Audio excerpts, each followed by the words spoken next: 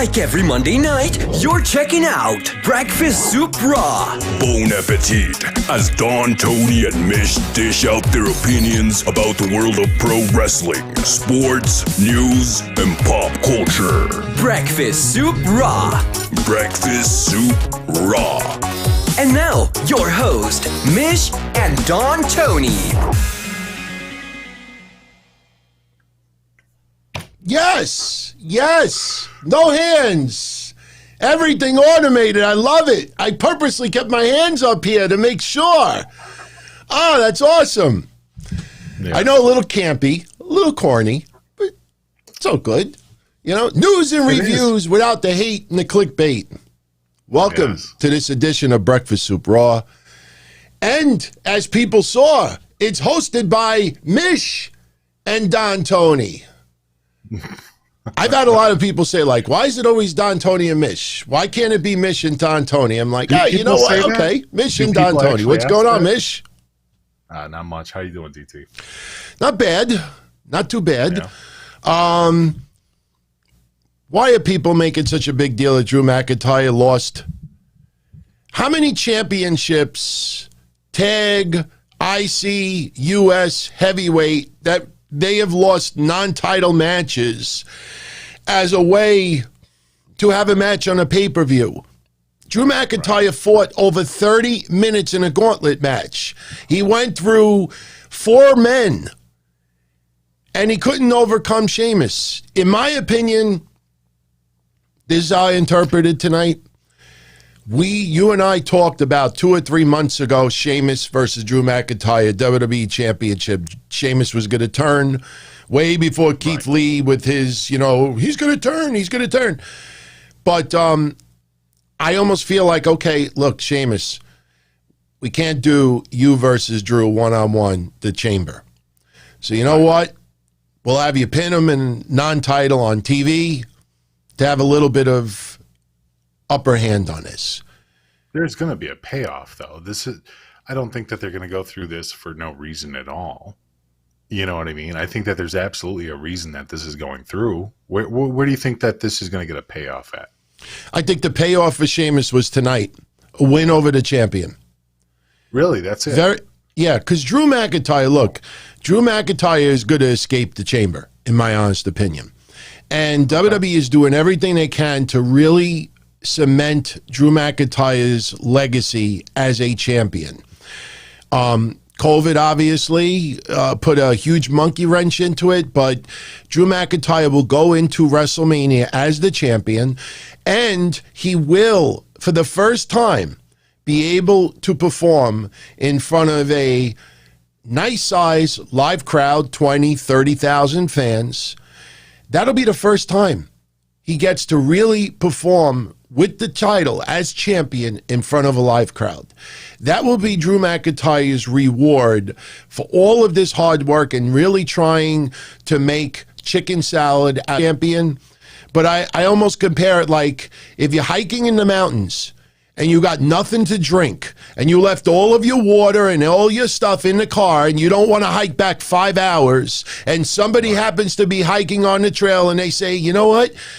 I got lemonade, unsweetened lemonade. You might think it's piss, but unsweetened lemonade, well, guess what? Under the circumstances, you take what you can take. These are special circumstances. Drew McIntyre is working his ass off to make the best out of a situation. And I think that was Sheamus's reward tonight. And at WrestleMania, Drew will finally be able to, I don't know how long he'll keep the belt. But after Mania, because I mean they've been laying the foundation for this feud for a long time now. You think that we'd get a proper pay-per-view payoff? You figured there would be something where Sheamus and Drew would go head-to-head. Not saying it's going to be the feud of the century or anything else like that, but they've done a job where they've sat there and they've literally laid the groundwork. So we can see that this feud has been building up for over time. We saw the friendship evolve. We saw the friendship dis-evolve or de-evolve. So, I mean, we've seen different layers to this, and the fact that there's no actual comeuppance would seem kind of weird if tonight was all that they gave us. Yeah. I don't know. Do you think that maybe – because, I mean, obviously Drew's going to WrestleMania. Sheamus is going to WrestleMania in some capacity. Do we think that there might be any tomfoolery at WrestleMania involving Drew and Sheamus, perhaps? I feel the Sheamus turn was simply to add a little twist to the Elimination Chamber, have a little personal vendetta, personal feud. But I keep thinking about how, we're friends. We always love to fight each other. For some reason, I sound like a vampire instead of a Scotsman. But I think by WrestleMania, it's possible Sheamus might be a babyface again. Sheamus is better as a heel anyway. So Sheamus has so many better opponents on Raw as a heel. I think a heavyweight title match, pay-per-view, if there was one more pay-per-view between now and WrestleMania other than Elimination Chamber, I would say, okay, maybe, there's a pay-per-view in March, isn't there? So maybe Drew McIntyre and Sheamus in March. Okay. I mean, it just seems like they've put work into it. It would just seem kind of foolhardy that they just throw it away. But that could be. That could very well be. Puffy89 says, a celebrity winning a title, Ric Flair involved with a pregnancy. Did we time travel back to WCW? Okay. Let's talk about those two stories to open up. David Arquette and Vince Russo. Yeah, basically, what the 24/7 championship is turned into. The best way I could describe it is it's WWE's way of buying advertising for their product without paying for advertising. You have a lot of actors, sports journalists, musicians who are lifelong wrestling fans. And if WWE wants to do a little work with you and say, look, by the way, would you hold the 24/7 title for a little bit, gets a little bit of publicity. Doug Flutie won at Super Bowl weekend, got publicity. Bad Bunny, and for those that don't know, sorry I had to take your thing down, Buffy, but yeah, Bad Bunny pins Tozawa tonight. Who pinned R-Truth? So Bad Bunny is your current 24/7 champion. Bad Bunny is going to perform at SNL this weekend. Yeah. And who knows?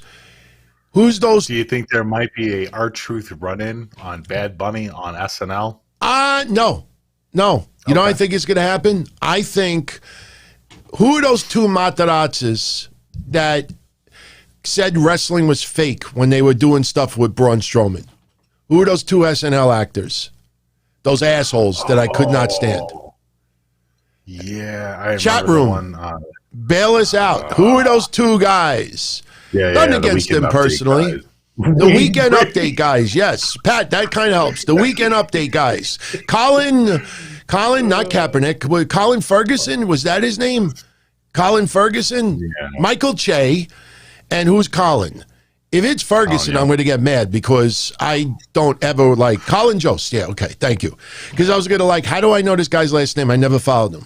Michael Che and Colin Jost. Something tells me one of those guys may roll up Bad Bunny, and then R-Truth will roll up one of those douchebags and get the championship back. Could be. How do you feel about that? Because now, you know what? I mean, besides the people in the chat that are bringing it up, but how do you feel about the idea of WWE not only introducing celebrities into wrestling? I mean, because it is WrestleMania. We know that's going to happen. It happens every year. So when you hear the same old arguments about why are there celebrities fighting wrestlers, it's just, it's been going on since one, it's something that WrestleMania is about. It's about celebrities as well as their superstars. But how do you feel about celebrities now getting a title? It's 24/7 title. And I know it's the 24/7 title, so everybody's kind of like, yuck. It's a gag to begin with. But how do you feel about them actually having a title? If it was any other title, I'd be annoyed at it. It's a 24/7 title. Okay. It's a trinket. I'm glad we're in agreement on this, because I can see people going, yeah, but there's been a lot of wrestlers that held that title, and it's like, yeah. Listen, A lot of people have held that title for like 10 seconds. You know, this isn't like Braun as a tag champion with a 9-year-old or whatever his age was. This is turned into a trinket, advertising. And you know what? For people out there who are lifelong fans of wrestling, they get to do a little opportunity. You know, so what? Really? What's the big deal? I mean, you got people out there, or all these purists. I mean, that's why I don't tweet during Raw, other than promoting our shows. Because I see people like tweeting as if some of the shit they see on TV is real. Now, there is one thing that happened today that we definitely need to talk about. It's a very serious thing. And it's good. It's good news. But it's, you know, it's kind of a bummer for you and me. We'll talk about that in a minute. But, you know, not a bummer. Well, you know, I mean, you and I have always been huge fans of her work. And we're not going to see her in the ring for at least a year. You know, so I guess we could talk about it right now. Tonight, we had a tag match, and you know, Puffy 89 sort of gave it away, but Puffy, you are actually a little bit incorrect. Lacey Evans, Peyton Royce teaming up against Charlotte and Asuka went to a no contest. Whole match, Lacey Evans is not in. Think Maria Kanellis. Remember that match with Maria Kanellis? Did not enter at all. Finally, Charlotte is about to get her hands on Lacey Evans, and Lacey Evans says, stop. You can't lay your hands on me. I'm pregnant. And Ric Flair, you know, I laugh at all the virgins on social media that think that an immaculate conception could really happen, because they've both made it clear in storyline that the relationship is totally platonic. Unless, you know, unless it was one of those Pornhub videos that while Ric Flair was sleeping, Lacey pulled his pants down and decided to, you know. Well, I don't know if you heard this, DT, but Ric Flair 316 says, you always keep one in the chamber. Well, here's the deal, everybody. Lacey Evans is really pregnant by her husband. They needed a way to get off of this on TV. Lacey Evans is pregnant. Where this storyline between Rick and Charlotte goes from here, I have no idea. But Lacey Evans is pregnant. Obviously, her pro wrestling career is on hold for at least a year. And I congratulate her, seriously. I mean, just it's a wonderful thing. It's a wonderful thing. I mean, unfortunately for me, I will never have that feeling of what it's like to have a kid. But she's pregnant. She's now going to be out of the ring for an extended period of time. And it is what it is. You know, I don't look at the pregnancy and say, oh, great, this storyline could come to an abrupt end. No, you don't take a real life pregnancy, having a family, extending your family, and use that as like, oh, good, the storyline that sucked ended. I don't commingle personal with entertainment. But the storyline is going to end on TV. It's going to obviously have a huge diversion. I don't know what Ric Flair does right now. Personally, I think Ric Flair was probably like, fuck. The only storyline I think him just being involved with the storyline is something that he's enjoying. And it's a storyline where he's pretty much pretending he's still a stud in his later half of his years.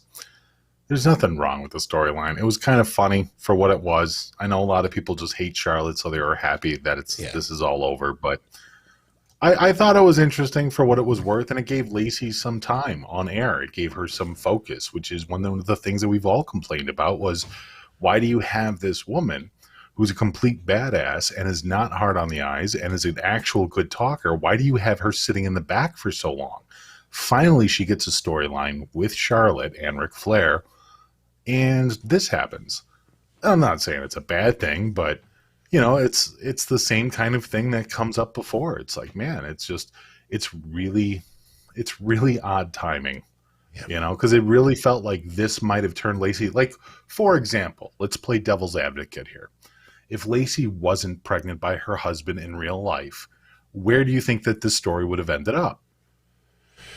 Where Ric Flair actually got played by Lacey Evans, and Lacey Evans would say to Ric Flair that I was just using you, and you're gullible, and you fell for it, this, and that, and he only used him to get to his daughter, and like Ric Flair would have thought that Lacey Evans was really using Rick for his knowledge and his, legendary career. And I just picture in that Lacey Evans Southern voice, you're nothing but an old man. You're an old man. You're going to die soon. Why would I want to do anything with an old man? You're senile. Look at you. I'm going to take advice from an old man. I used you to get to your daughter, and you fell for it. Hook, line, and sinker. That is my Lacey Evans impersonation. Definitely needs practice. But you would eventually have seen a match between her and Charlotte.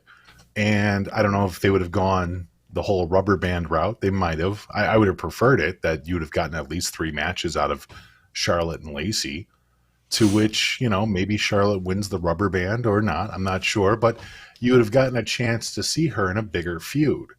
And so now that's all kind of ripped away. So now you're right. What do they do with Ric Flair and Charlotte now?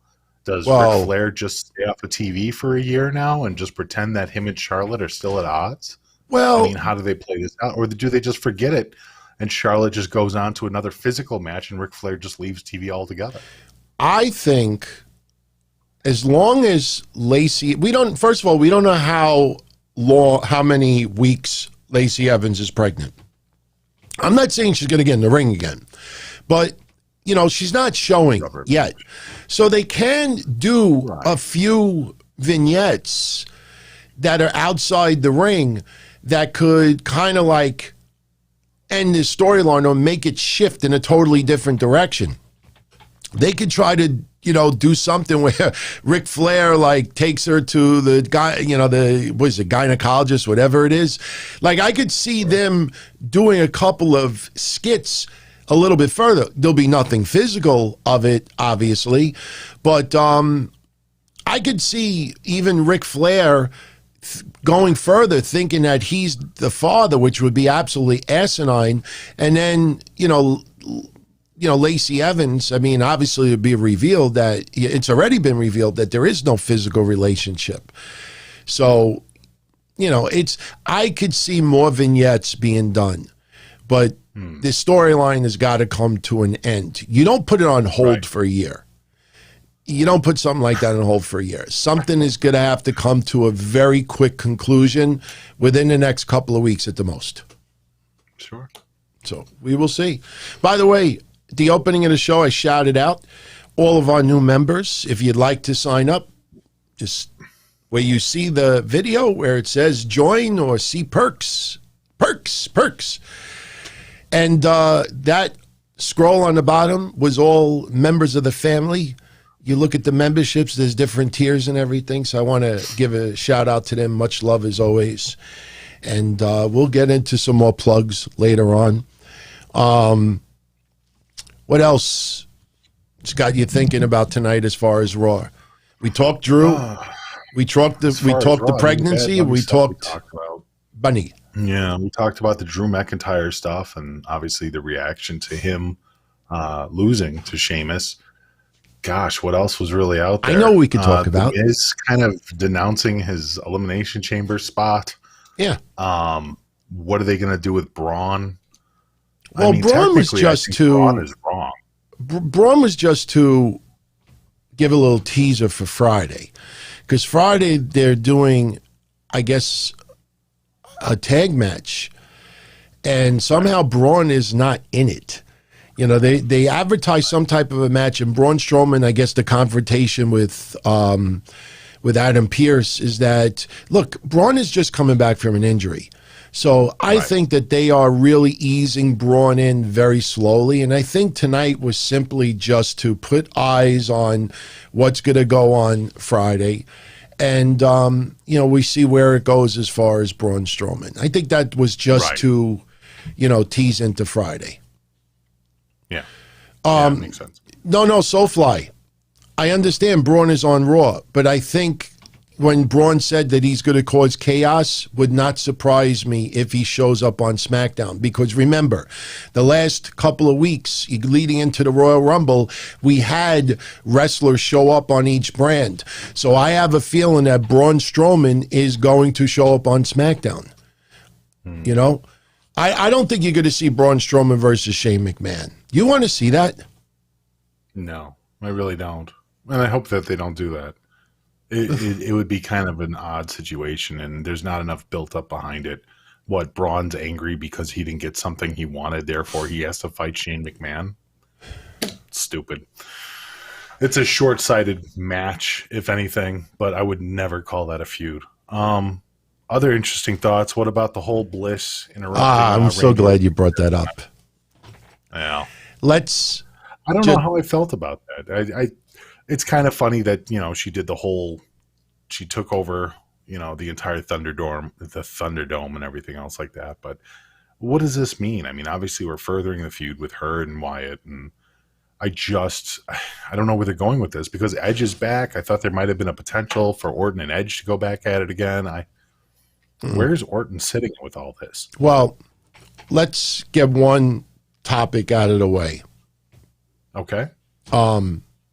I know social media, tweet fuckers are making a big deal out of it. People are fake triggered because Alexa Bliss was kneeling on a pentagram. Now, if anybody knows anything about pentagram, it could be interpreted as satanic. What the fuck do you think the Fiend character has been in half of the fucking promos? Satan, Satan, Satan, Satan. And here's where we with that giant hammer that Bray has, we're going to take it out. Yeah.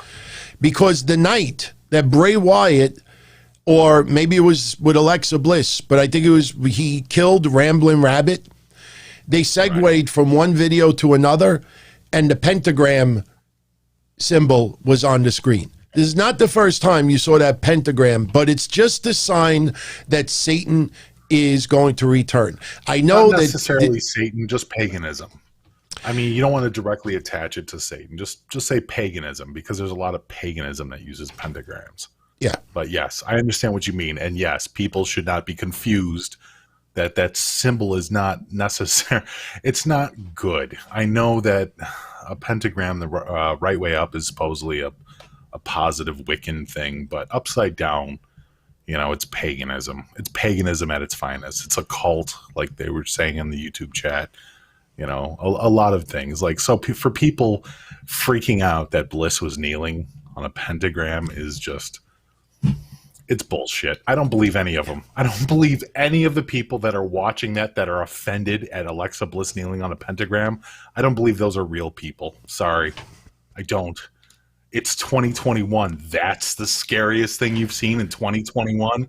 People dying everywhere, people getting sick and diseases and viruses and war. But no, a fucking scripted pentagram being knelt on. That's the line.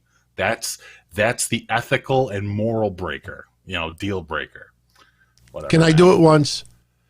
For all those people on social media doing that? Sure. You all are triggered. Babies, sissies, goofs, virgins, losers. Exactly. Jonathan Flores in the chat says, Mish, it's entertainment, not the news. Exactly. So why are people looking at entertainment and going, oh my God? But yet they'll watch Kane See No Evil later on tonight. Oh, right. No, that's a movie. This is, oh no, I can't use that excuse. They used it in 1995 for ECW. That's fake. No, that's real. To all those goofs out there, seriously. Yeah, man. Pentagram, that's the best you can do. Personally, I thought it was hilarious with all the screens with Alexa Bliss's face on it, and I'm going to be a dick for a minute. I could imagine that stalker out there and imagining him in that room and he's like, like just looking around, he sees nothing but. So I have no problem with it. Look, Randy Orton versus The Fiend is going to be the match likely for WrestleMania. The Fiend is probably going to cost Randy at the Chamber, or if Randy loses at the Chamber, immediately after, some type of hocus pocus is going to happen. They're going to keep the Fiend is coming back, and very, very soon. So of course, this is to keep that storyline with Randy Orton alive. So does it happen in Elimination Chamber? Maybe. But look at today. Randy Orton got counted out of the gauntlet match because of Alexa Bliss on the screens, and Randy Orton was distracted. So distraction is getting in the head of Randy Orton. Randy Orton, when he cut his promo. It's kind of meta. You know what? I will give them points, and I don't know how many people are following so deeply. But getting in the head of Randy Orton is kind of meta. It's kind of an interesting storyline take, because for all these years, Randy Orton was getting in the heads of everyone else. That was his old thing. He wasn't the cerebral assassin like Triple H was, but he was still fucking with people all the time in storyline. And so now you have a storyline where he's kind of the insect in the web. And I think it's an interesting take, and I think that only Bray Wyatt can really do that, because he has the character expansion to do something like that. You expect his character to do that. And with the multiple personalities that he has, it makes more sense that he's the kind of guy that's playing the puppet master in the background with Alexa Bliss and Randy Orton. I just don't know where they're going to end it up. Like, there has to be a meetup. There has to be a moment. Now, cinematic match, WrestleMania? Yeah, that's what I see. I see a very big cinematic match between Bray Wyatt versus Randy Orton inside Alexa Bliss's soul or some shit. You know? Yeah. I don't know, man. Randy Orton's hearing, he's always heard voices in his head. Now he's hearing Alexa's voice in his head. Right. He's cutting a promo earlier tonight about the gauntlet match, that he would walk to the edge of the earth to get what is his. And before he could finish his RK, right before he could finish, she interrupted him. So now it's let's fuck with Randy Orton. You know, so I still want to know who Randy Orton's doctor was that healed him up from those massive burns in 1 week. That is so awful, man. Feel good. Yeah. That is Dr. so awful. Pepper. No. Yeah, I wouldn't mind her voices in my head too, Mark. But I have no problem with it. I mean, shrill. This is the perfect storyline to divert away from Edge, because, you know, Edge obviously, you know, everybody knows by now that the leading match that Edge is going to have is Roman Reigns at WrestleMania. You wanted to bring up that Edge recently was talking about NXT. And there was yeah.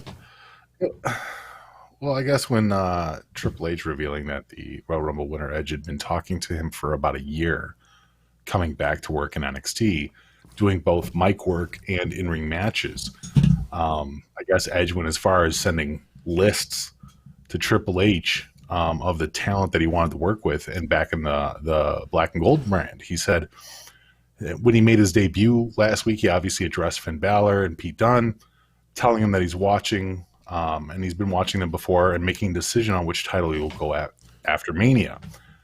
During that same segment, Edge credited NXT for making him work hard for a return, blah, blah, blah. But the idea is that apparently Triple H kind of dropped a little bit of news saying that Edge has been talking to him about NXT for almost a year now.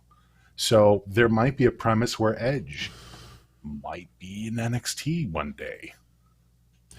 I still think Edge fighting Balor would be better, because I just, you know, I know older fans out there will root for Edge, and longtime wrestling fans are appreciating what's going on.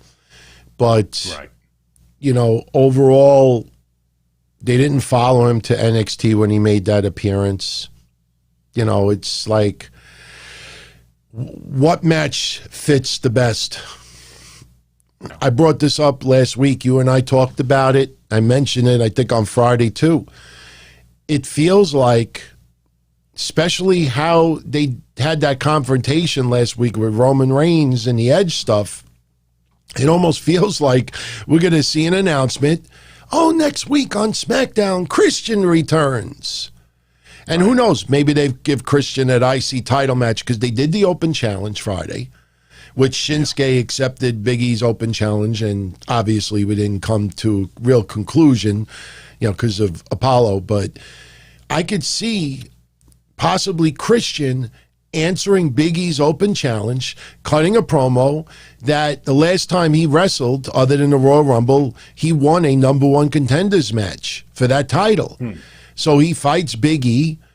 Then what I fear, Roman Reigns is on the monitor, sitting on that couch, that looks very comfy, and he sees Christian on TV, and it's a setup. Roman Reigns attacks Christian in the back, almost puts him half for dead, and that gets Edge to want to tear off Roman Reigns' head at WrestleMania. I don't know if I want to see Christian as a sacrificial lamb, because if that's the case, then Roman Reigns would have to beat up Christian so bad that we may not see him back in the ring for quite some time. So even though Triple H just did an interview with Fightful talking about Edge wanting to work in NXT, and it seems like it's already been laying out the plans for it down in NXT, you still think that he's going to go up against Roman? I still think so. As much as I would love to see, I think after yesterday's pay-per-view, I think we're going to see, I don't think WWE feels that Balor and Karrion Kross is strong enough to even though WrestleMania is on 2 nights again this year, I don't think they think it's strong enough. They could either go Kyle O'Reilly and Adam Cole one-on-one, or they could turn it into a 3-way, a 4-way, or even a 5-way. So if that happens, I think this week's NXT will tell a lot. But if that happens, then there's no way Edge is going to appear. Maybe Edge shows up in NXT later on in the year. You know why I'm going to lead with, I think Edge might do something in NXT? Because if you look at WrestleMania weekend now, and that's how they're promoting it, is WrestleMania weekend. Saturday is your NXT TakeOver event, and Sunday is going to be WrestleMania.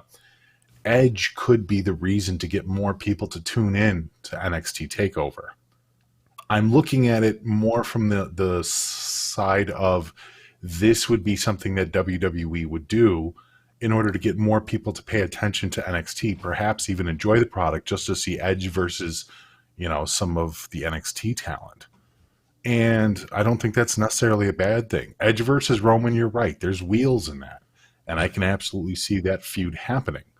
But I think if Edge wants to be down there, and let's be honest, his wife is down there and a lot of his friends are down there. If Edge wants to be in NXT, even for just WrestleMania, I think it could be a really good deal. I really do. I think that it would be an interesting move, and it would open up a lot of new doors that no one ever expected NXT to have. Because it doesn't necessarily mean that after WrestleMania, Edge has to take a hike. Edge can sit around there for a few months. Edge is the kind of character that could leave and come back. And he could have those high-profile matches that a lot of these NXT guys need without having to be shipped up to the roster and forced-fed into the system. So, I don't know, man. I'm not necessarily against it. I know there's a lot of people that are not real high on Edge, and that's fine. But I think that the guy has more than enough to give and a more than enough setup for a lot of new matches, or at least new ideas for feuds down there. And God forbid if the talent doesn't want to learn from somebody like Edge, who's been in the business forever too. So that's why I think an older wrestler, I know people want to throw in people's face, oh, Finn Balor's 40, 38, 40, 41, 39. No, I don't want to say you want a repeat of the movie The Wrestler, But that's what made ECW a little special when Terry Funk was there. Even when a couple other wrestlers would stop in, Terry Bam Bam Gordy stopped in for a cup of coffee, Dr. Death Steve Williams, God rest both their souls. But I think NXT having an older person who could still go, that thinks that NXT could revitalize him, or maybe it's one step below the main ratings, and right. I think it just fits much better. So if they still do the Roman Reigns route, it's possible, that he could show up in NXT afterwards. Because if he goes up against Reigns and loses, I don't see this going on for months and months and months like Kevin Owens and Roman Reigns did. I think once that match is over, it's done. Yeah. Especially that Edge is technically a Raw wrestler, if I understand this correctly. So if he challenges Roman Reigns after he loses, does that mean he's back on Raw? Do they acknowledge him as being a Raw wrestler? So I think right now we almost feel like Edge might be a free agent. Because I don't recall, you know what? The more I think about it, when they did that draft, I don't recall Edge being drafted. They may have left him off of that draft because of injury.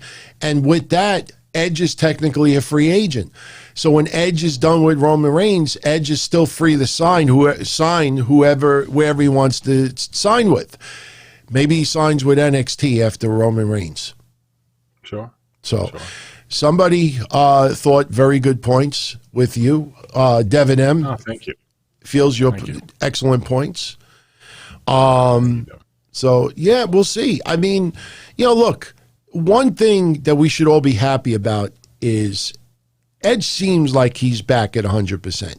You don't wrestle for over an hour, 2 matches in 24 hours, put on that kind of a performance, and then, tell me that he doesn't have it. He didn't wrestle 5 minutes. He wrestled over an hour.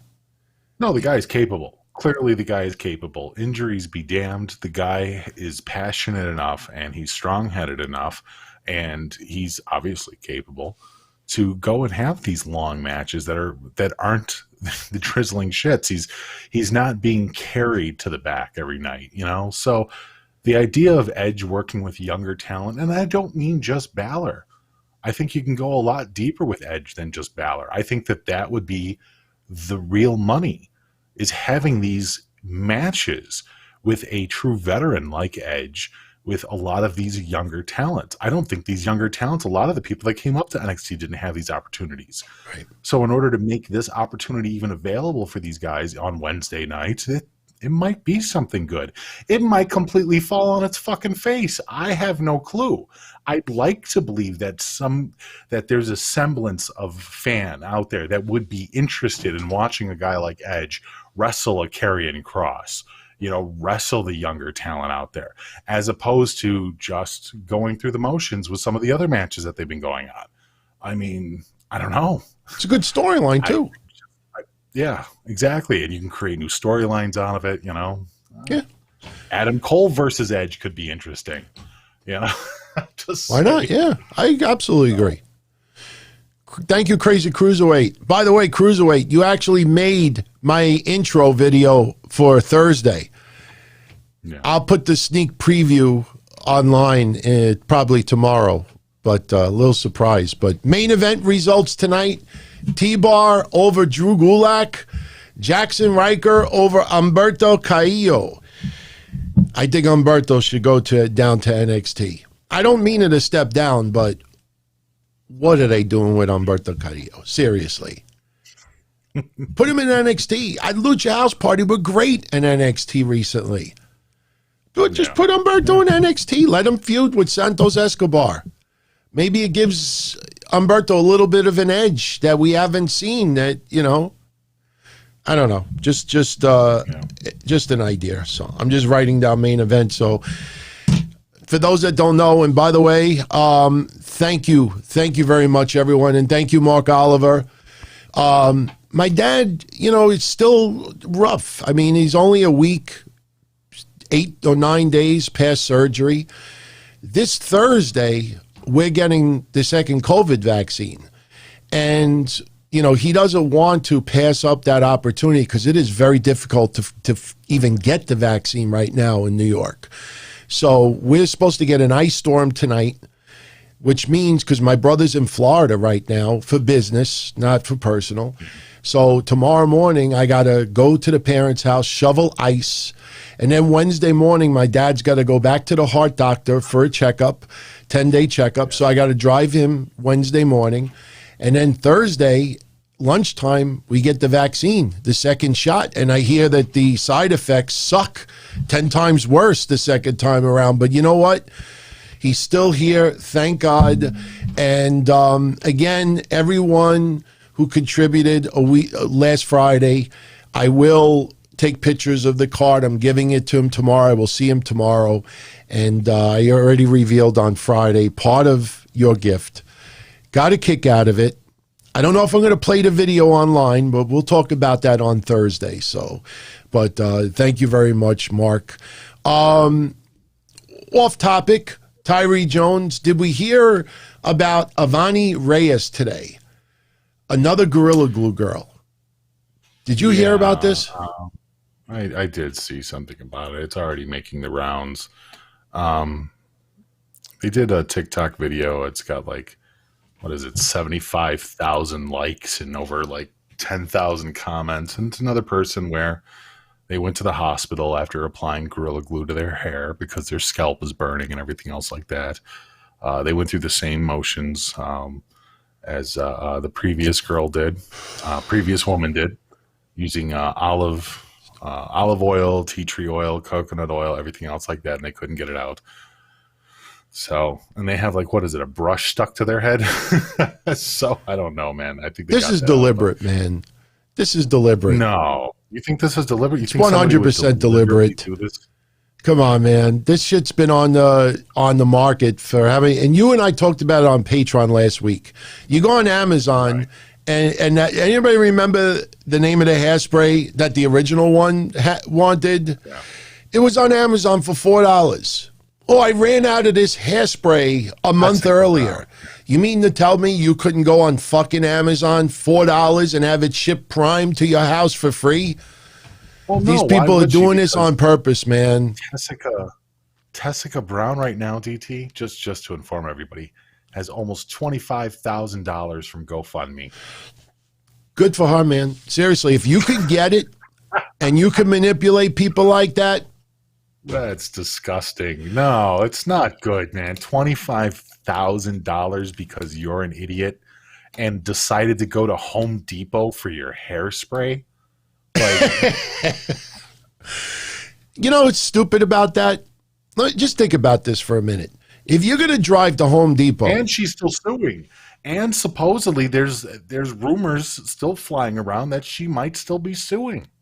If she was able to drive to Home Depot to buy Gorilla Glue, why didn't she drive to Walgreens to have her choice of 35 different women's hairsprays? Yeah. There's no excuse for it. I can understand if she lived in some area that, the only store in town is Home Depot and she'd have to drive 50 miles to get to a regular drugstore.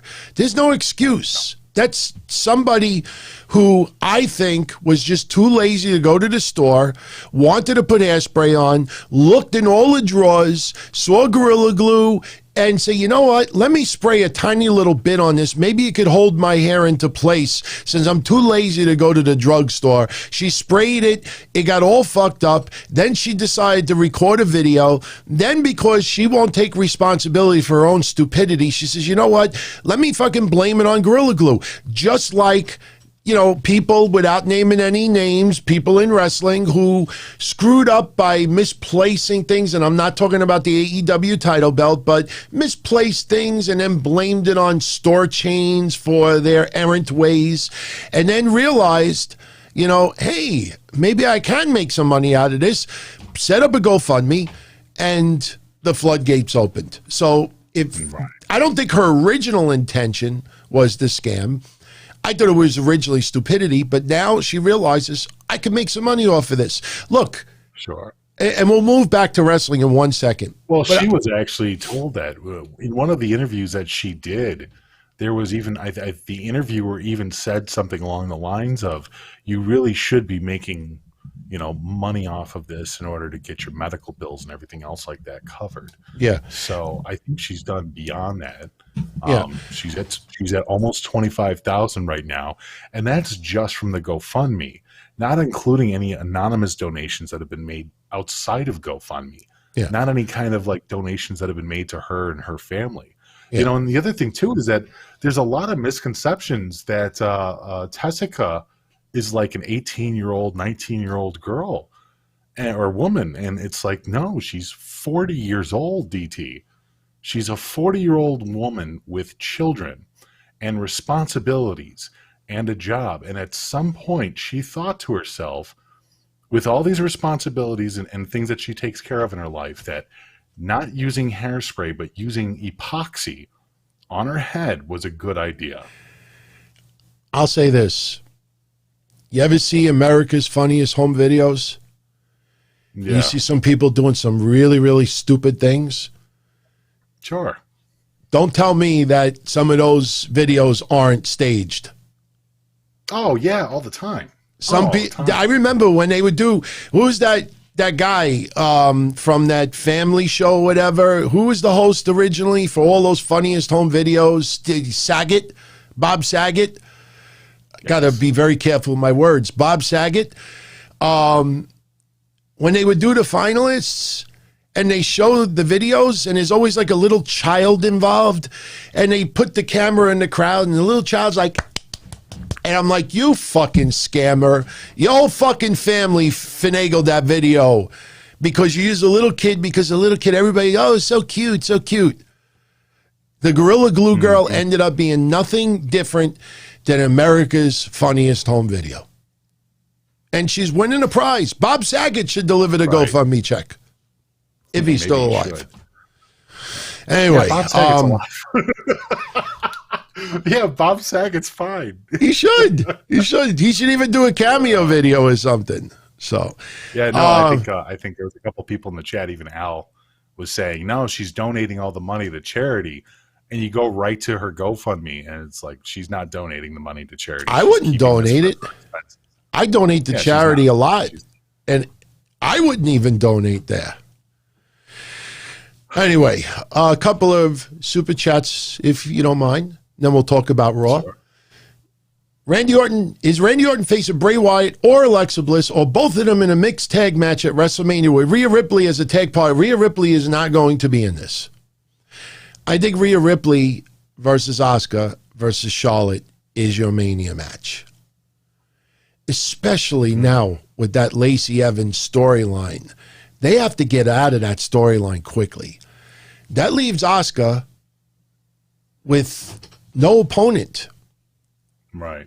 So Rhea Ripley, I think they're waiting until Elimination Chamber is over.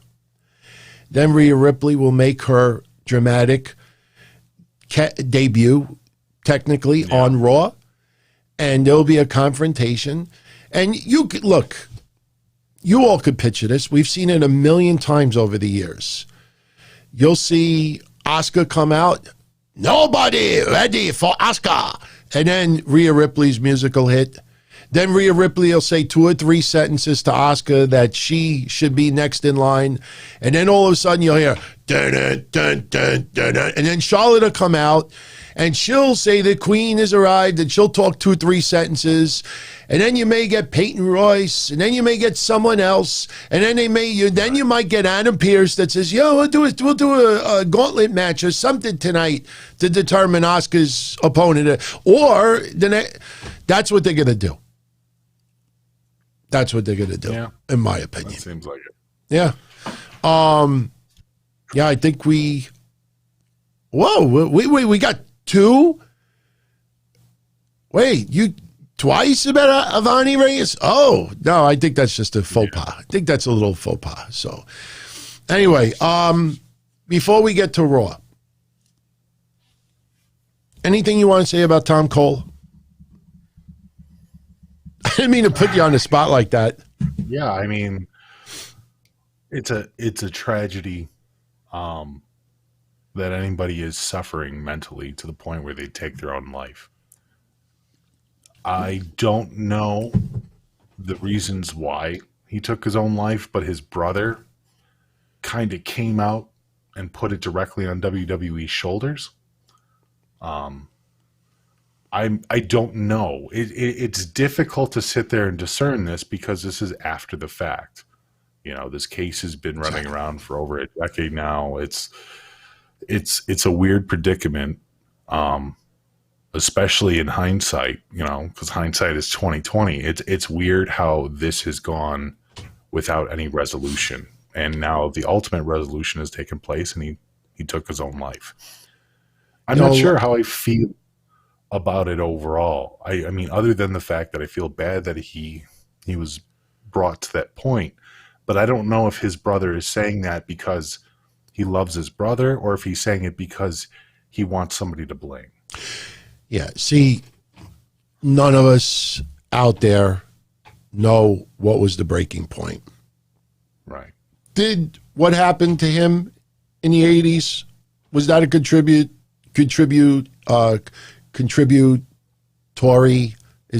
Was it contributing part of it? Yeah, probably. I almost guaranteed. But the bottom line is, none of us know what was the cause in the end. He was married. He had children. Now, look, I am not comparing my cousin to Tom Cole. But I want to make a point. Some of you already know this. When you all heard, when I used to work for XPW and I used to do the bus trips, and I talked about how I had two little nephews, 6 and 8 years old, that were on the buses, and they were always supposed to be on there for free, and that guy Slash, that piece of shit, charged them $50 a piece, and they had to call my aunt, their mother. I had no idea until after the event that happened, and what was the reason why they were always free? Not just because they're family, but because their father, my uncle, took his own life in 2000. And he was an insurance rep, and we were supposed to be partners in my business. And long story short, he ran into a tremendous amount of debt and was taking money from Peter to pay Paul, if anybody knows what that excuse is, that phrase is. And he left a note, and he just couldn't handle the pressure. He was a hockey coach. He bowled. He was on another coaching thing with school. Everybody beloved him. You would have never thought in a million years that anything was wrong. They had a nice house in Long Island, car, just nice family life. Married, 2 kids. One day decided to go to Jones Beach, take out a gun and blow his brains out. So we know now that the building up of debt and the pressure and almost losing his business because he couldn't afford to replenish the money that he was using here to take care of this. So my point is that no one knows in the end, unless there was a note, what the factor was to drive him to this point. Can I read off what Lee Cole said? Yeah. Lee Cole, which was the brother of Tom Cole, said, and quoted, "My brother Tom committed suicide a couple of hours ago. Vince McMahon and his wife Linda let child molesters into their companies years ago and did everything possible to cover up what they did to my brother. I hope you can sleep good at night, Vince. Our family suffers." I think that there was... That is genuinely some of the harshest shit I've read on social media this year. Yeah.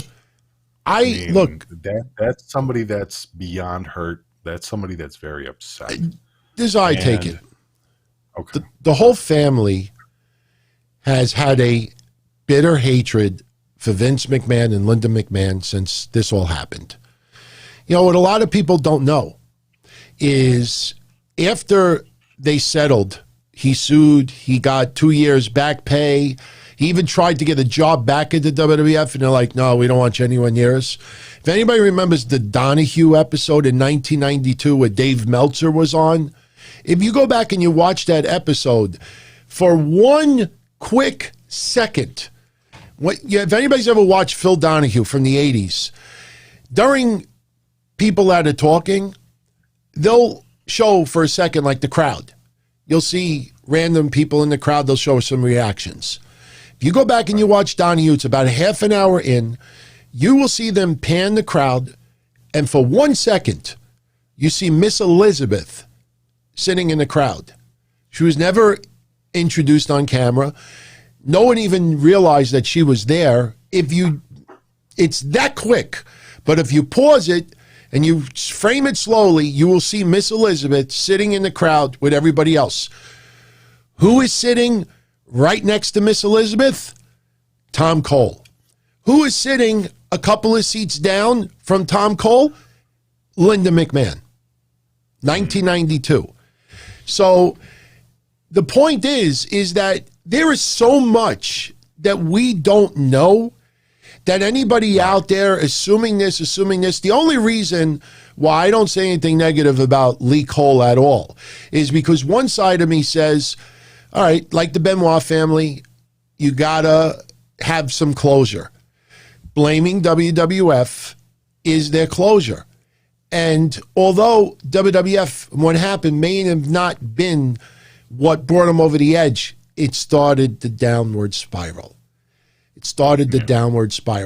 And that's why I can't disagree. I can't agree. I can't criticize. I just feel bad for that family. I feel bad for Tom Cole. I feel bad for Lee for losing his brother. And I also feel bad because you know that there are a lot of websites out there that are going to use this as tabloid shit. I covered this with the history show, Now It Can Be Told. You know, anybody want to see something interesting, go check out Now It Can Be Told with Geraldo's brother and see about this. So all these websites that act like they give a fuck about this, no, they just don't like Vince, and they're going to use this, and I'll give you proof of it. Last year, the election, when Linda was on Donald Trump's campaign committee to try to get him reelected, go Google Tom Cole and type in the year 2020 and look at all these websites that brought up all this stuff simply because they wanted to put so much negative news towards the McMahons. And Donald Trump is, and I'm not sticking up for any of them. I'm just saying that people out there don't care. They're going to use this to get hits, to make this guy feel that he's got this world of support. And, man, it's a fucked up situation. It is. It absolutely is. Anytime you use the idea of somebody's suicide in order to further your own personal goals, it's kind of gross. And I don't know. I don't know what this guy was suffering, but I mean, if he was suffering because of this since 92, and this is so many years later that he decided to take his own life, I mean, I don't know. I don't know if Lee will ever find justice for his family. I just don't know. Yeah. You know, shame. It's a shame. 50 years old, by the way. Yeah. 50 years old. So, want to talk about Raw? Fill in the blanks what we talked about already? Sure. All right. Sure. Let's go for it. Show opens up with Miz TV. Drew McIntyre's his guest again. And basically what it was, Miz is just rambling. And Drew is like, I've had enough. Shut up. You better shut up. Next word out of your mouth. Miz keeps talking. He headbutts him right in the mouth. And Drew storms off. And Miz feels that he's starting to get to Drew, breaking him a little bit. But then Miz makes an announcement, which, looking back on it, I think Miz was the backup plan in case Kofi wasn't ready for Elimination Chamber. Remember, Kofi wasn't in the Royal Rumble. Kofi just returned back from injury. They wanted to take it a little slow with him. Yeah. Kofi is now able to work at 100% in the chamber. And I think this was all designed from day one. And I think it kind of makes sense now. That's why they gave the briefcase back to Miz. Because if they don't need him as a backup, he still has the briefcase. And that was the promo tonight. And it's actually pretty clever if you think about it. I don't need to kill myself in this chamber. I get the briefcase. I want a match at Mania. I can have it. So the storyline makes sense. But then Miz wants Morrison to take his place. Now, the whole original storyline is that former WWE champions were the members of the chamber. Morrison is a former ECW champion. Yes, it was run by WWE, but they don't usually... Well, no, it was WWE Raw champions that they were using because that was the whole argument that Braun Strowman had tonight. And Adam turned around and told him, yeah, you were a Universal champion. I know it's different, but... So I'm not sure. I'm not sure how they're going to finagle this in there. Former WWE champions. Yeah. So, I mean, is that a stipulation or is that just a happens? Let me ask you that, because nobody's made that fucking clear. Is that the situation? Is that the stipulation of the match? Is that you have to be a former WWE Raw champion? Or is that just Raw champion. A happenstance that everybody just happens to be a former champion? It's not a Raw champion. It's a former WWE champion, heavyweight champion. No, it was a Raw champion. It's former heavyweight champion. That was what Adam said. Oh, well, then why is Jeff Hardy in it? Apparently he was. Well, that was the idea originally with Shane McMahon and Adam Pearce. And you look, putting all former champions in there was smart because you get Jeff Hardy in there. Even though Jeff Hardy's had this horrendous losing streak for the most part, you know. Right. But Kofi is ready to go. And they did the storyline today where Miz says, I'm out. Then Adam Pearce is considering putting Morrison in. Enter Kofi. Kofi in the back with Xavier Woods and Adam Pearce. And Miz shows up and Kofi wants to be in it. So they make a match tonight. Kofi versus Miz. If Miz wins, Morrison is in the chamber. Kofi wins, Kofi is in the chamber.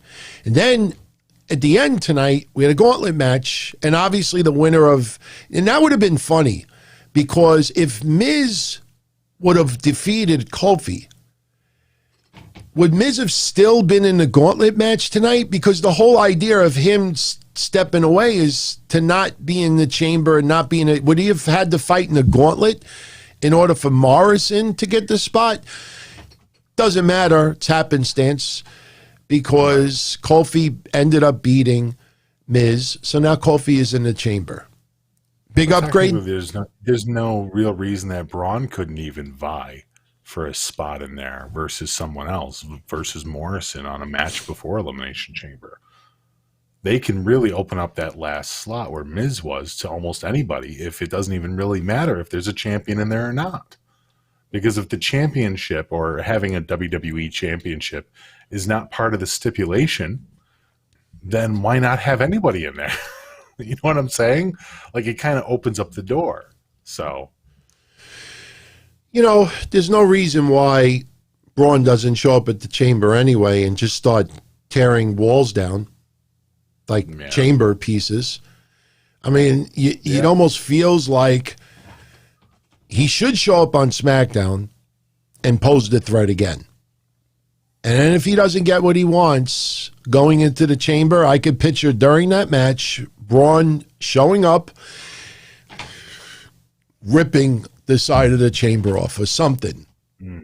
Yeah. And maybe Braun starts taking people out and then leaves. I don't know. Could be, man. I don't know. We get Riddle teaming up with the Lucha House Party once again. Yes. They beat Cedric, Shelton, MVP. Riddle continuing this airhead stone character that today, because today's President's Day, his favorite president is Harrison Ford. I mean, it's not even funny anymore. The guy is so awesome in the ring. why do this brain dead shit before a match? It's what people want, right? Isn't that what it is? It's what people want to see. I mean, you have to figure at some point WWE has been measuring this guy's character, and they find that what he's doing is what they want to see. Who knows? Maybe Vince is LOLing all over the place every time he sees him. You know, I think it is. You know, it's funny. After the match was over, when Lashley... I'm Matt Riddle. Remember when Lashley started beating the balls off of Lucha House Party and Riddle? If you go back and you look at it, when Riddle is laid out on the floor, funny thing about it is he looks like some beachcomber that fell asleep on the beach all day long, wakes up with tremendous sunburn on him. And when you see him laying on the floor, he's got no shoes on. He's got just shorts, technically. He's sweaty all over the place, and he is writhing in pain.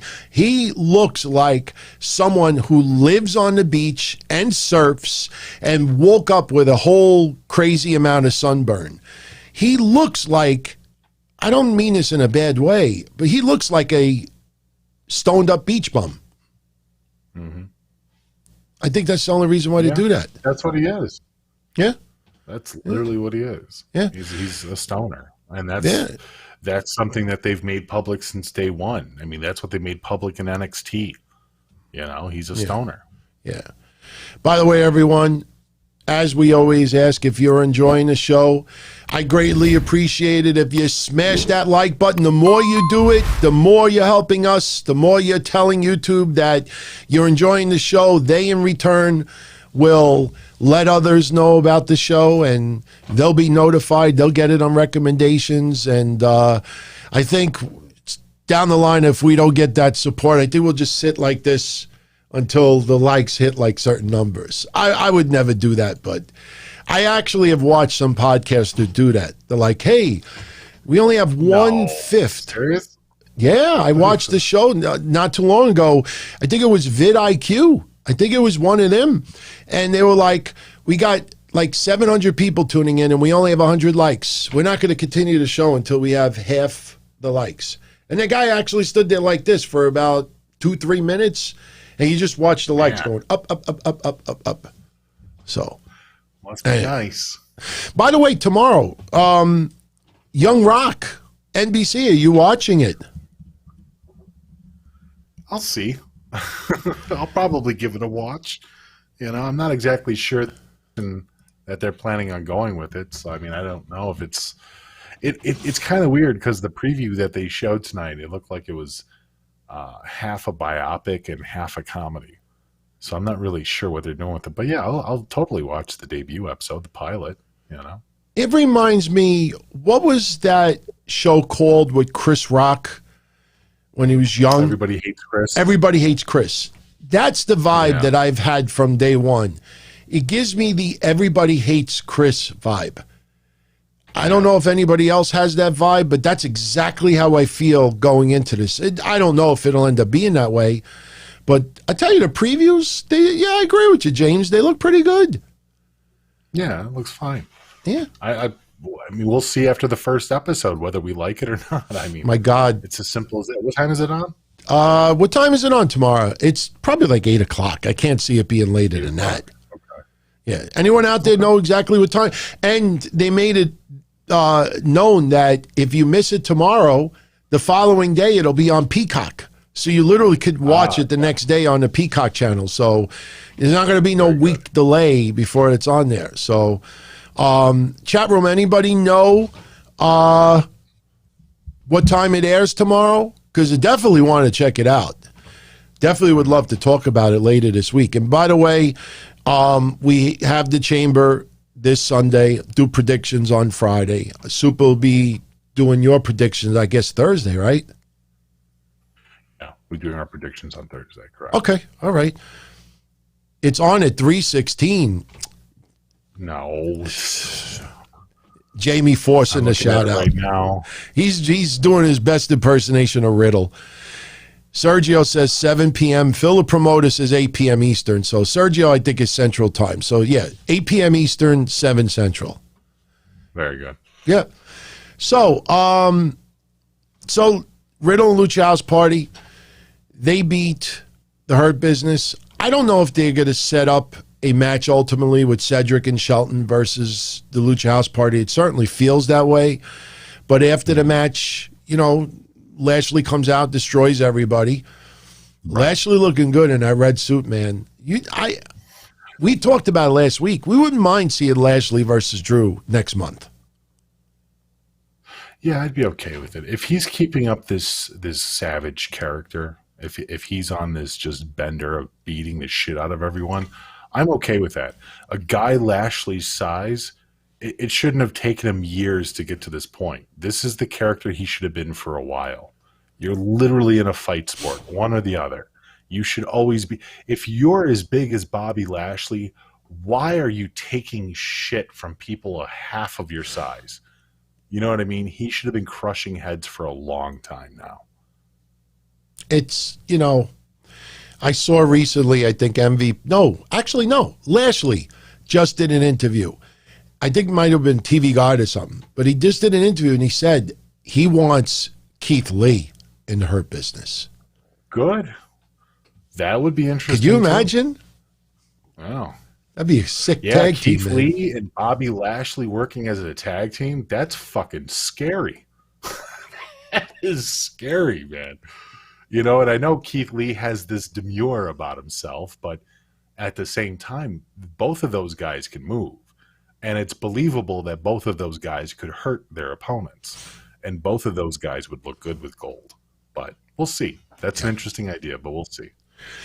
Once again, congrats to Keith Lee and Mia Yim. Congratulations to him, out of curiosity, because him and Mia Yim accepted the proposal. I don't know if he said it on Friday or not. So showed people are going to be like, motherfuckers, Mish, why did you bring that up? I actually, on Friday, I was showing everyone. Here's the picture. They got engaged, which is freaking awesome. I'm happy for them, man. They always came across like a really nice couple, and what a nice moment when he came out, or she came out. It was after that match where she went through that wooden ladder, and he came out to show like support for her and everything. But I'll show you, I know some people now are going to get triggered over this, but what I liked about their engagement even more, if you allow me for a second. All right, we're going to zoom in on her ring. That is her ring. Okay, now let's just cut that side off. Now I'm going to show you my fiance's ring. Oh, maybe we could. Yeah, okay. All right, yeah, we could kind of put it together. Let me see if I could get it together over here. Actually, I don't think, you know what? I didn't plan this, so I don't think I'm going to be able to. No. Not going to be able to. But if you look at them there, if you look at it close up, they actually look almost identical. So sure, that's all right. But you know what? The bottom line is they got engaged. They look like a really nice couple, and I'm happy for them. Yeah, I botched it. But so anyway, Mandy Rose talking to Bad Bunny in the back. Congratulating him on the SNL gig and everything. And you just look at Bad Bunny's eyes as Mandy Rose is talking to. It's pretty funny. Damian Priest enters. Sarah Schreiber's interviewing both of them, and you hear some commotion. We see R-Truth getting rolled up by Tozawa. Tozawa gets laid out by Damian Priest. Damian Priest is like, Minika. Oh. And Bad Bunny pins him. So Bad Bunny is your 24/7 champion. It's interesting. Yeah. So who do you think do you think R-Truth is gonna get it back from Bad Bunny, or do you think another celebrity is gonna come in? No, I think, like I said earlier, those two guys from Saturday Night Live, Che and Douchebag. Celebrities. That's right. They'll take it from Bad Bunny, and then R-Truth will get it from them. That's what I think is gonna happen. So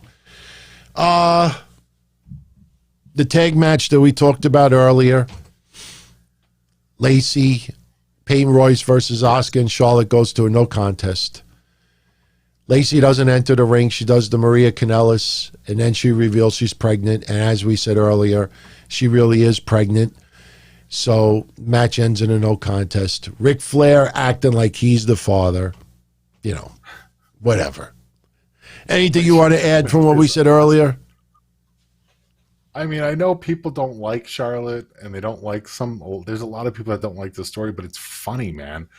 Ric Flair, just the idea of Ric Flair and his rickety old ass still pumping some young woman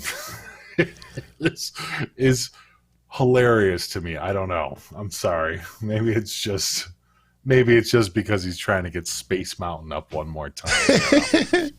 But I don't know. It was funny to me. It's still funny to me. I know it's not supposed to be a funny storyline.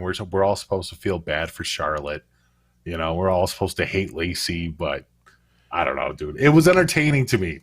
So there's my tastes, you know. Charlotte looked like she just had a headache. Didn't she? She just like... She's a good actress, man. Charlotte, like, if you didn't know that this was wrestling, she had the perfect example of being ashamed of her father and disgusted with the whole situation. She just like, ugh, that's my dad. Stop. Yeah, I know. That's what he does. He's 1,000 years old and he's still trying to bang 30-somethings. I know. Fuck. Like, I feel bad for Charlotte, but at the same time, it's hilarious, man. They're still doing my hole. We got it on SmackDown. They replayed it tonight. Lana, doesn't it feel like they suddenly changed their mind? Like, we thought Lana and Naomi were going to take on Nia and Shayna at the pay-per-view. That's why you had Naomi and Lana win singles matches last week against both of them. This week, though, felt like a change of plans. Yes, they're still poking fun at Naomi. Nia, my hole. But this time, Shayna Baszler takes on Lana. Lana looked like she was having fun. I mean, she was doing moves, and she's obviously gotten better. She's not very polished. But in the end, Shayna Baszler chokes her out. She's selling it like she swallowed a chicken bone. Her promo was really good.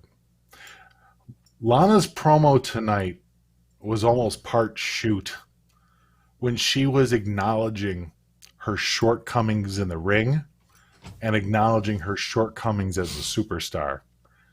And the fact that Naomi, well, I don't know if this part's true or not, but she kind of led to that storyline wise that Naomi's the person that's helping keep her in check. I don't know if that's true or not. But the idea that she was willing to accept her shortcomings as a character and kind of as a person too, I don't know. It made her a bigger face, in my opinion, tonight. She was willing to accept her failures. And she knew that she's not going to be the main event. You know what I mean? I was like, oh, okay. Well, that's kind of fucking cool. I'm glad you understand your point. People still love Lana. People still know that Lana rocks as a valet, as a manager. People still enjoy some of the things she does. And to be fair, at the Royal Rumble, she had one of the best pops when she chucked out Nia. So there's something there with her. I don't know what they're going to do with it. They might not do anything with it because that's WWE's MO. But at the same point, to me, I thought she became a little bit more of a better character and a better face tonight. I thought she did a good job. She has no problem being the EST of the WWE. I don't mean the greatest, the best, the strongest, the fastest, but she is the EST as in REST. She's the rest. Like, the others are the best, and she's the rest. But she doesn't mean that she's not going to give 100% of what she does. You could see that when she can put it together a little bit, she looks like she's legitimately having fun. I cannot criticize her. Just can't. Yeah. I can't. I know she's an easy target. She's doing it all right, you know? Yeah. Dude, there's something to be said about people that stay in the middle. You know what I mean? There's a certain respect that you have for the people that never make it to the main event, but they're out there every week. They're having matches. They're having a good time. They're doing what they're supposed to do. There's respect there. Yeah. And if Lana understands that that's her position, is to make other people look good and in turn, you know, do favors for them, fuck, how do you disrespect that? How do you disrespect somebody that goes out there and does what they know that they're capable of and nothing more, you know? Yeah, I absolutely agree. Good for her. Seriously, good for her. Yeah. But after she lost, she got choked out from Shayna. They immediately went to the back with Adam Pearce and Braun Strowman. So I don't know. Will we possibly get Raquel and Dakota Kai versus Nia and Shayna Sunday? Are they going to show up on NXT? Because that's part of the stip from yesterday with the Dusty Cup Tag Classic. Right. So we'll see. But now it just, unless they, like we said last week, unless it's on the pre-show Sunday, they're not going to announce it until Sunday. Fair enough. That's all it seems.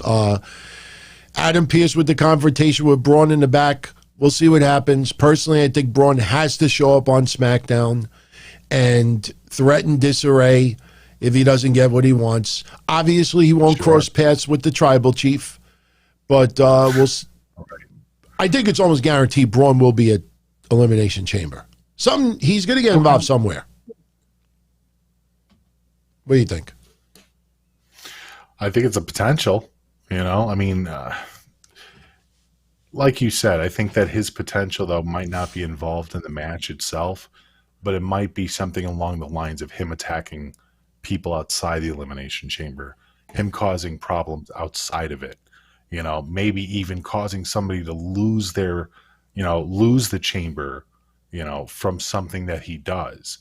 I would think that would put him in a different predicament and obviously set up some kind of a feud further down the road for Braun Strowman, depending on who he gets eliminated or whatever else might happen. Maybe he even attacks somebody before they get to the actual chamber. I'm not sure, but I don't think that he's going to be able to use SmackDown to get himself a legitimate place inside the chamber. Yeah. That I don't see. We don't even know if Braun is 100% back. He was in the Rumble, right? But, Alexa Bliss, for a very long time when she was battling the concussions, they tried to, have her in some matches and she would do very, very little. So Braun may not be completely back yet, and they're taking it very slow. James Pascal brings up, he's going to cost AJ. You know what? I wouldn't mind seeing Omos and Braun kind of butt heads, no pun intended. Yeah. I could see something ugly there. Yeah. Absolutely. Speaking of Omos, we have the gauntlet match. AJ Styles comes out first, cuts a promo. He's phenomenal and everything, but it was pretty cool. He name dropped his attorney, Joseph Parks, and he even very quietly he says, "Oh, Tina." He did one of those. He actually did it. Yeah, he did. But that was funny. I like Omos with AJ Styles. What happened with Xavier Woods, it was just a way to get him ejected from ringside, know. But we have the gauntlet match, the main event. And first out is AJ Styles and Kofi. Xavier's outside the ring, almost takes him out, pretty much grabs him by the throat, throws him over the first row. Honestly, it looked kind of lame. A little too delicate. Referee ejects him. Oh, there was something with the referee tonight that pissed me off. I can't remember what it was. Oh. No, I'm thinking of Vengeance Day that pissed me off. Oh, yeah. Any quick thoughts about Vengeance Day? No? So how are Raquel and Dakota Kai champions again? They're not champions. How do you legally have two people pin one person? How do you? Yeah. But we've seen that over the years. We saw it with Andre all the time. We saw it with Hogan. I know they're not Hogan or Andre, but we've seen Braun do it. We've seen big people do it. Raquel is a beast. Yeah, Braun and Nick that's a little different. I mean, we've seen tag team matches where the ref will do this with two hands because both people are in the ring. No, but that's usually two separate pins. We're talking about both tag team members on one person being a legal pin. Yeah. It's not a tornado tag match. It was a regular exhibition tag team match. It made no sense. I hear you. I'm But sorry. That's just, there was a lot of problems with Vengeance Day last night. Me and Joe did a mini-sode tonight earlier. We talked a little bit about pretty much everything else under the sun but Vengeance Day. We're going to cover Vengeance Day tomorrow. But yeah, I really didn't enjoy it. I thought it was overall, there was a lot of problems, a lot of mistakes, from in the ring to the announcing booth, all the way through the camera shots. Jesus Christ. How many do they train the camera people to not focus on people when they're calling their spots? Because I swear to God, every single time somebody was talking and planning out their moves and talking to their opponent, the camera zoomed right the fuck in every damn time. It was like, are they idiots? Like, who is doing that? Yeah. Like, that's the shot you don't want. You don't want to see how the sausage is made. Yeah. And I don't know, it was really bad last night. I don't know, man. Yeah. Well, if anybody wants to check out my review, it's on the channel. In fact, by the magic of technology, now I got to do some work later on. When I go like this, you're going to see it magically appeared. And I'm writing that freaking timestamp down so I don't have to search it. You know how many times in the past, though, and I do a video and I'll be like, hey, when I go like this, you'll see it pop up on the top. And then I can't remember where I put I did that. And I have to like literally watch half the show back on higher speed to find it. So, so AJ Styles beats Kofi. Fun while it lasted. And Kofi had a match earlier, so I don't think we were going to see Kofi really run the gamut tonight. I thought that there was a possibility of AJ Styles winning the whole thing. Almost takes out Xavier, gets ejected. After Kofi, we get Drew McIntyre early on, and this kind of set up the story with Drew. Drew ended up being in that match for about 40 minutes, and, that's why I have no problem with, in the end, Sheamus pinning Drew McIntyre. But Drew McIntyre and AJ Styles, I actually checked online to see if they had any history prior to WWE, and I could not find anything. But they really work well together. I really was enjoying, out of everybody tonight, I probably enjoyed AJ and Drew more than anything else. Okay, yeah. So, but, in the end, AJ eats a Claymore kick and, wins. Jeff Hardy, I'm still a big fan of Jeff Hardy, but the way they've used him the last couple of months, it just, I don't know. It just feels like a placeholder. You know what I mean? Like, I didn't think there was any chance of him doing anything tremendous today. Even when he fell outside the ring, they were, the commentators are like, oh, he just fell outside the ring. Like, and you've seen those near misses where he almost cracked his head open on the ring steps. I don't think that's storyline, but in the end, he loses to Drew as well. Randy Orton comes out and they're going at it a little bit, but as we talked about earlier, they're trying to make us forget about Randy Orton and Drew McIntyre as much as possible. Now Alexa Bliss with the mind games on Randy Orton, and this is going to lead to the Fiend back. I'm curious to see if the Fiend shows up Sunday. You think there's any chance the Fiend shows up Sunday? I don't know. He might. They might actually do something with that because obviously they've been leading up to this moment to screw with Randy Orton. There might be something going on. I doubt that they're just going to allow this to not continue. I think there will absolutely be something, though. Yeah, for sure. Well, you see now with the Alexa Bliss stuff, they have to do pre-recorded segments.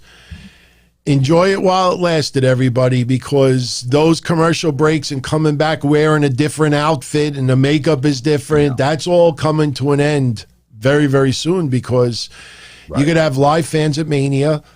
It's going to carry over. A lot of people forget WWE, where they're doing Thunderdome right now at Tampa Bay, Tropicana Field. Spring training for Major League Baseball is in like a day or two. Yeah. That field has got to go back. Not going back to live. Yeah, they're not going back to live after WrestleMania. They had a press release from one of their chief executive officers that was talking about not till Q2 will they start doing live events or even toying with live events. So that's after Mania. Right. But they have to find a new home. And I don't think the Performance Center is going to be the way to go. New York is going to start having people at venues again. And, you know, you see, even with football, they tested and would just fine. Just fine. I mean, no surges. And WrestleMania still is, I'm looking at the calendar, about 2 months away. Right. You know, I think a lot of people don't realize, I think as far as Americans go, we've had, 50 million Americans vaccinated already? Maybe it's just the first shot. But you do, I think the last couple of days, they've averaged 1.5 million to 1.8 million Americans a day. So you use, even if you want to use 50 days, and you put 1.5 million, that's 75 million more Americans. And remember, about a third of the country is not going to get vaccinated. They're not going to get vaccinated. So when you realize how many people will be vaccinated by WrestleMania time, I'm telling you, you're going to see fans in some capacity returning, if not immediately after, within a month at the most. You know? Yeah. No, and real quick, Lion is asking, am I getting the vaccine? No, the study that I was supposed to be a part of, the double-blind study, was completely canceled. And it was canceled, in my mind, for one of two reasons. So the vaccine that I was going to take was actually a SARS vaccine against COVID-20 and 21. But the issue is that they canceled the study literally the day before I was supposed to go.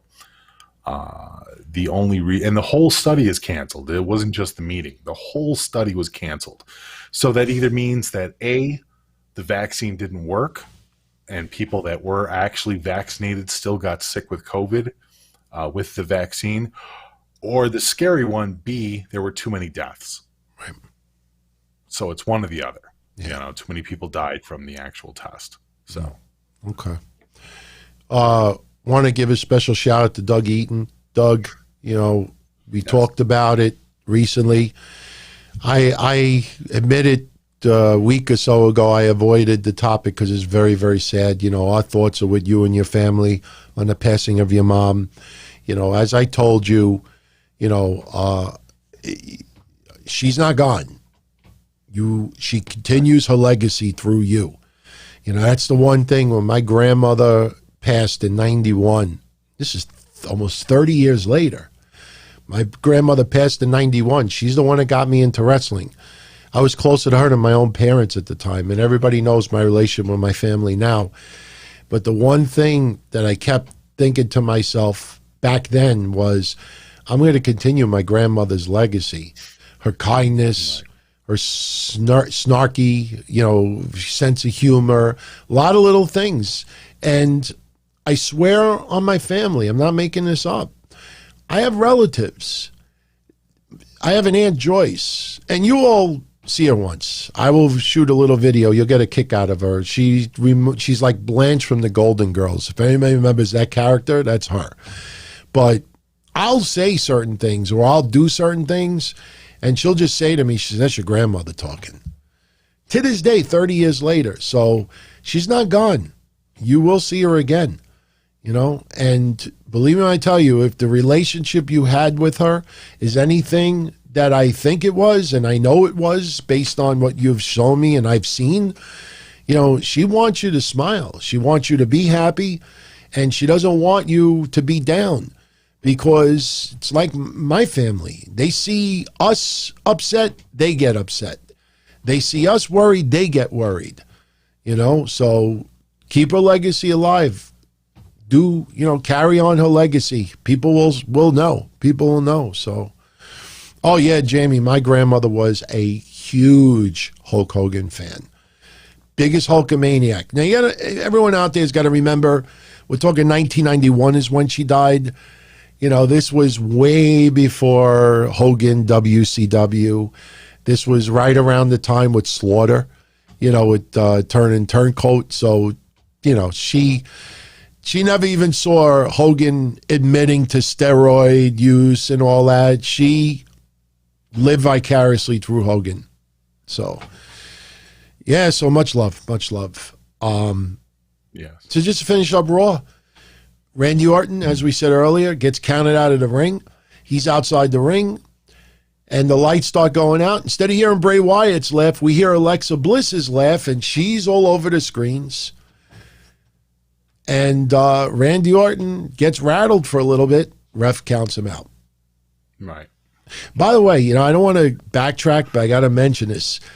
Did you take note of Samoa Joe cracking jokes of Nia Jax's hole during the matches? Yes. I mean, he said one like, great. She's got a new... So great. Yeah, go ahead. The guy can just ad-lib, and that's absolutely one of the things. I even said it before, too.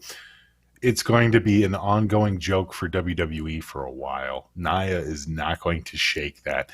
And the fact that not only did they replay it from last week, but they made sure to add in the my whole bit. Because I thought for sure that they were going to censor that. Like WWE's going to be like, oh, that's too sensitive. But they let it ride.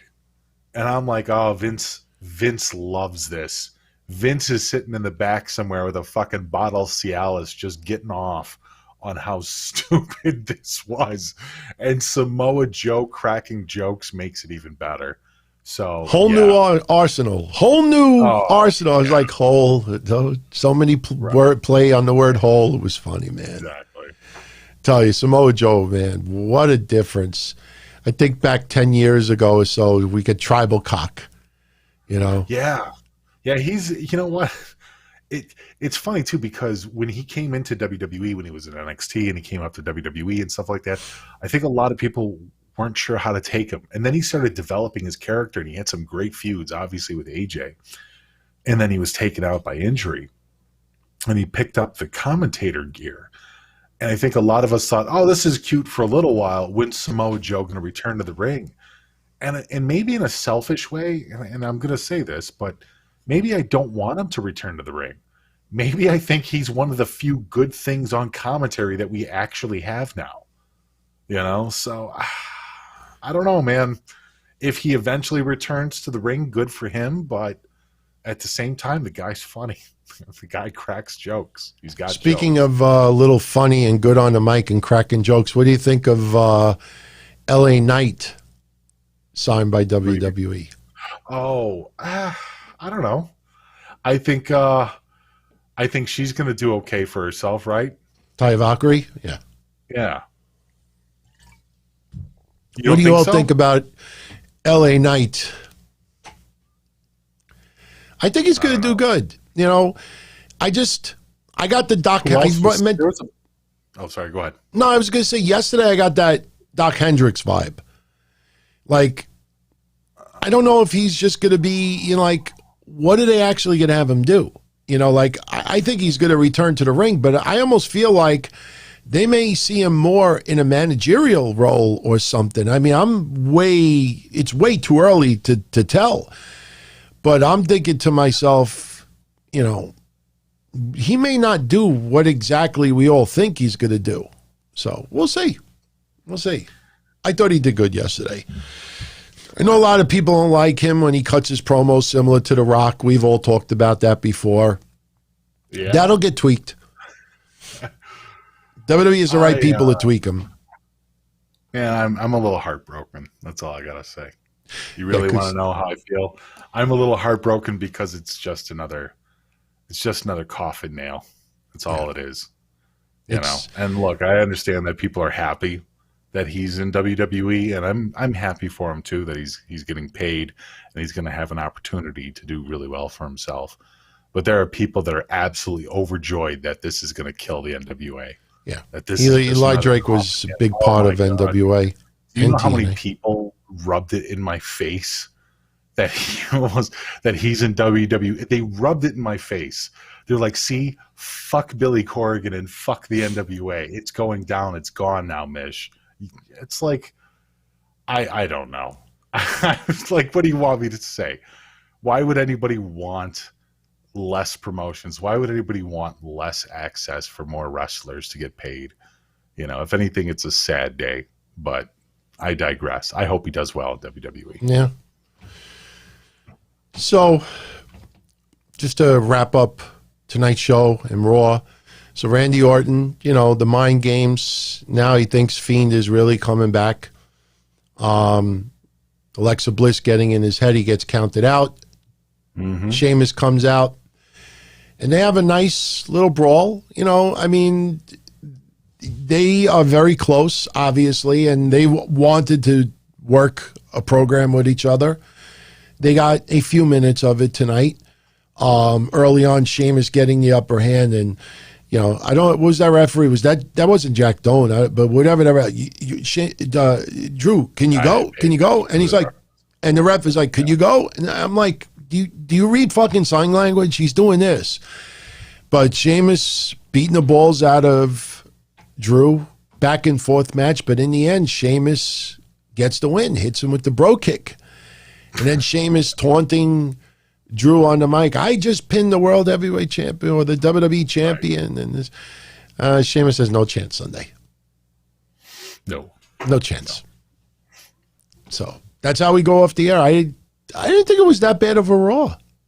That was all right. There was pluses and negatives. You know what? It feels like we say that about every fucking week. There was good things about it, and there was bad things about it, just like everything else. Yeah. Overall, are they doing what they could be doing? I mean, we are going into WrestleMania right now, DT. I'm not feeling it. They need to bring the heat. WWE is not doing that right now. We should be chomping at the bit for Elimination Chamber to be over so we could get to WrestleMania. I'm not feeling that. Yeah. And as a matter of fact, other than a few matches, other than a couple ideas, the road to WrestleMania seems very cloudy. And I'm not really sure what they're going to do. I mean, isn't it wild how the way that WrestleMania is booked now, or the matches are made now, it's almost like you don't know the entire card of WrestleMania until literally the last week before WrestleMania. Yeah. Like the SmackDown before WrestleMania can add a new match on the card. That's crazy. Because earlier WrestleManias, you knew who was at WrestleMania a month or two ahead of time. Easily knew what was on the card. You knew why you were saving up your money to buy that pay-per-view. Now it's just, well, wait till Friday and you'll see all the matches, you know? Yeah. I don't know. So I think they need to step up the game. If this is going to be their biggest moment of the year, they need to do more with it. Yeah. So. Well, next Monday's Raw is going to be really interesting. See if Edge, you know, if they progress that storyline. We'll see if Rhea Ripley shows up, which I think is going to happen. I think they're going to go full-blown road to WrestleMania right after the Elimination Chamber, so we'll see what happens. Yeah. Wanted to shout out our members of the family one final time before we go. Any final comments before we call it a night? None at all, man. Tomorrow night, for our Patreon family, Mish and I will be on 8 p.m. Eastern. If you'd like to join us, we'll be on the Patreon Discord channel. I will be here Wednesday night for Wednesday Night Dynamite. Gonna debut a new intro video. I know you have seen it. Little humorous, little corny, but it's all good. Good stuff. Good fun stuff. And then you have Wrestling Soup Thursday night, 7:30 p.m. Eastern, correct? Absolutely. 7:30 p.m. Eastern. So got a busy week ahead. And Mish, glad you're doing good. How's your cat? Thank you. Cat's still sick, but he's alive. That's what's important. That's what matters. Yeah. Just keep doing what you're doing, man. My pipes are all bursting. But there's nothing I can do about that because it's negative 28 degrees, you know, with wind chill. I mean, yeah. The weather over here is supposed to be shitty this week. Like I said, I think I'm waking up tomorrow morning to an ice storm. You guys will be getting what we just had for the last 3 days. So enjoy it. Well, you stay safe, my friend. I will talk to you tomorrow, and we'll have some fun on Patreon. Very cool. Okay. See you, everybody. Thank you. Okay, my friend. Much love. Much love. So, everyone, I want to thank you for tuning in tonight. As I always do, if you enjoyed today's show, I would greatly appreciate it if you smash that like button, subscribe if you haven't done so already, and we're chomping at the bit. We want to get to 20,000 subscribers. You know, slow, but I think we've done pretty damn good for 1 year. I mean, it's just slightly over a year. Fast year when you think about it. But leave your comments in the comment section. I will be putting up the timestamps after I disconnect now. Upload the shows. I'll respond to some comments tonight, the rest tomorrow. And everyone, wherever you are, I know a lot of you are going through some crazy-ass bad weather right now. Just stay safe. There's some areas of the country and beyond that are getting ice and snow that they haven't had in some cases ever. So just be careful. Be safe. We still got a virus. Still got a lot of crazy shit going on in this world. Just take precautions and be careful. So I want to thank you, everyone, again, for your support, for the shows, for the channel, for my family, my father especially. Can't thank you enough. And I look forward to talking to you later this week. And if everything goes well, I'm going to try to record a little bit of video footage of getting that second vaccine. I was scared shit with the first shot. I was afraid that if I started recording, that somebody was going to like grab me and like, what are you doing? What are you recording for? And throw me out. I didn't want to get thrown out. I wanted the shot. But everybody was so nice that when my father took a picture of me and my mom, they were like, no, it's okay. If I knew that, I would have shot some video. So hopefully don't get any crazy side effects for the second shot, because I heard the second shot, the side effects are brutal. That's why we're doing it on a Thursday. So if I get them, I get them during the weekend. So, all right, everybody, I'm going to get out of here. Have a great night, as always. And I'll catch you all again either tomorrow night on Patreon or Wednesday night right here. So, everyone, much love. I'll talk to you all again soon. Ciao.